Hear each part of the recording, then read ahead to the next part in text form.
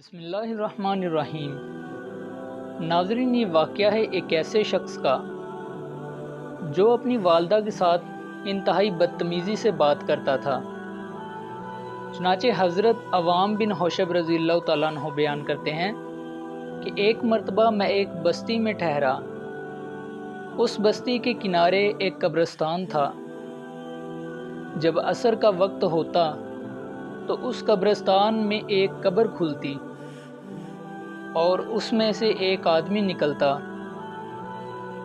جس کا سر گدھے کا اور باقی جسم انسان کا ہوتا، اور وہ شخص گدھے کی آواز میں 3 چیخیں مارتا اور پھر اپنی قبر میں داخل ہو جاتا۔ میں نے دیکھا کہ ایک بوڑھی عورت اون کاٹ رہی تھی۔ ایک عورت نے مجھ سے کہا، آپ اس عورت کو دیکھتے ہیں؟ میں نے کہا، کیا بات ہے؟ کہنے لگی، یہ اس شخص کی والدہ ہے جو قبر میں سے نکلتا ہے۔ میں نے کہا، اس کا کیا واقعہ ہے؟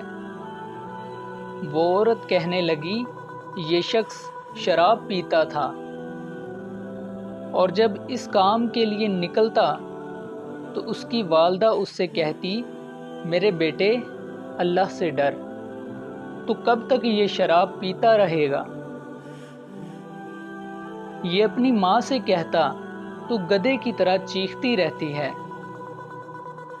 اس عورت نے بتایا کہ یہ شخص ایک دن عصر کے بعد فوت ہو گیا۔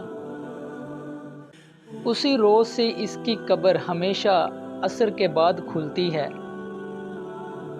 اور یہ گدھے کی سی 3 چیخیں مارتا ہے اور پھر یہ بدستور اپنی قبر میں چھپ جاتا ہے۔